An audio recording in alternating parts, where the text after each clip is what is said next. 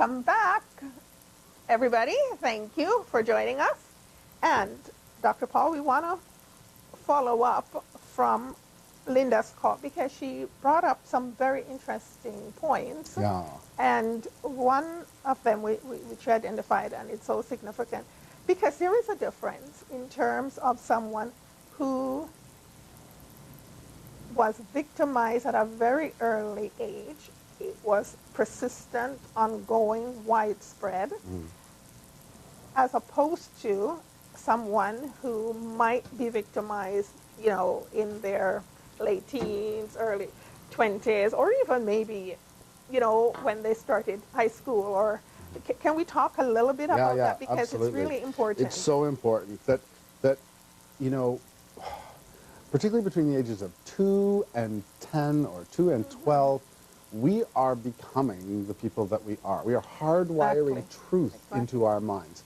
And so if somebody is those early patterns, so when we start to learn, what is normal, what is a caring relationship, what is a supportive relationship, and well, in my house, that's being sexually abused or that's being beaten. And so no matter how much I go on to learn after that, I'm supposed to have healthy relationships, those early relationships trump what happens afterwards. And so we see repeated, people who are sexually abused as children, more often than not, end up being sexually abused again, being victimized. And how does it happen? Because, again, don't tell anybody, don't do that. That becomes hardwired. This is the correct form of behavior. So even women who have gone through all kinds of recovery, if they're placed in those situations again, very often still won't fight, won't tell anyone, because that's what they learned at their earliest age. And the key there, when we're talking, and in terms of the situations that Linda described, really speaks to the importance of helping your child to develop a healthy self-esteem, self-image, and as much as possible to ensure that within the home we're not doing anything to bully and traumatize and harass and abuse. And if it's happening, that we're looking at ways to counter that. And if it's happening outside the home, that we're looking at ways to help the child deal with that. Because you are so right.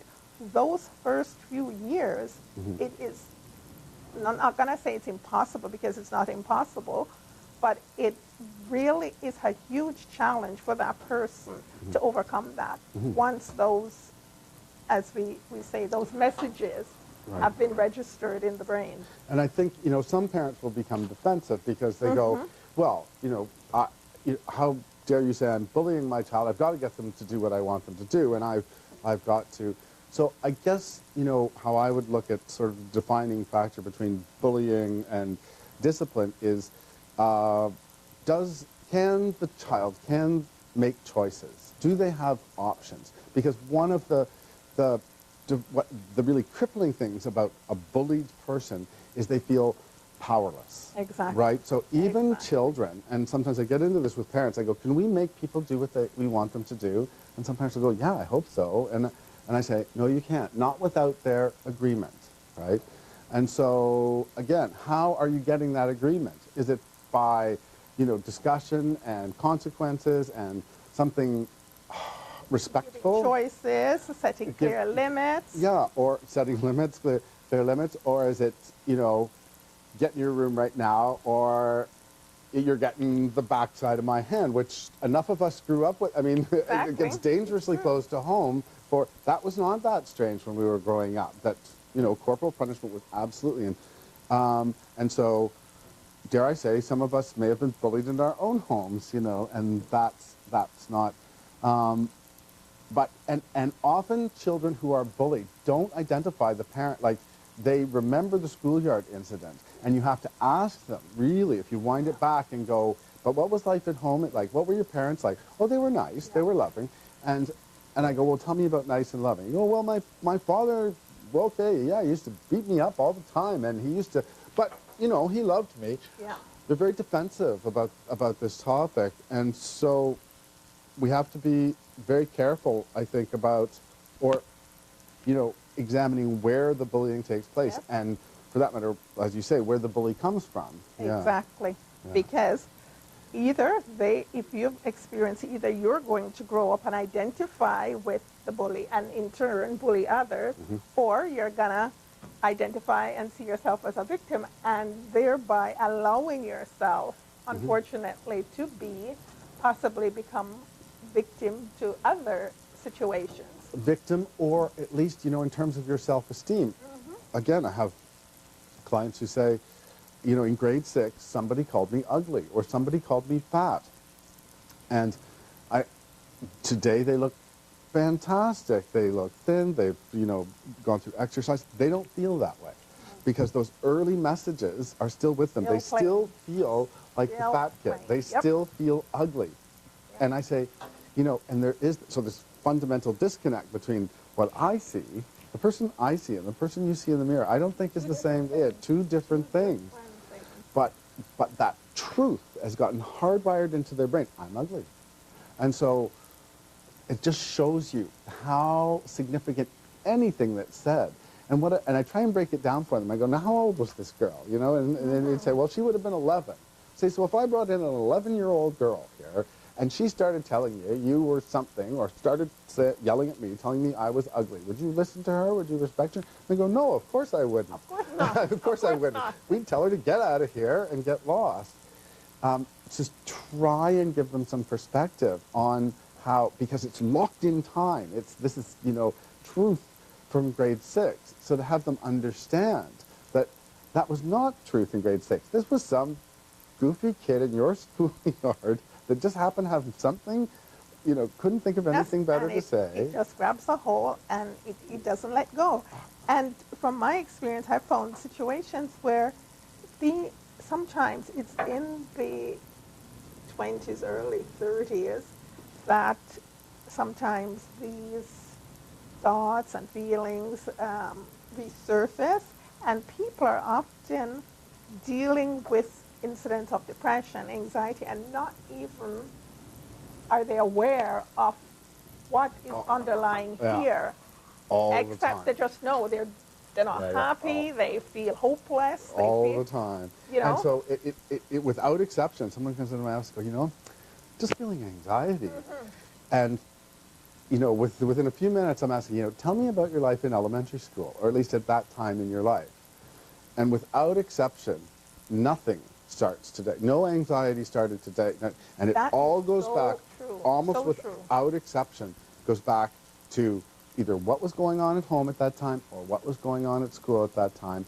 And then they started a pattern. And basically what happens to victims of some sort is start to internalize and repress emotions, repress sadness, repress anger, so that because I don't feel confident enough, I don't feel, which works for a long time, but over time, the system doesn't, so it works for the teens and the 20s, it gets you, and then, whew, one day I'm just feeling a little bit overwhelmed, and what's this? Well, the system breaks down. It does not continue to work, and so, yeah, and they may be surprised to learn that this is based out of something in their childhood, which they are very often hesitant to go back and talk about because it is such a painful experience. Very painful.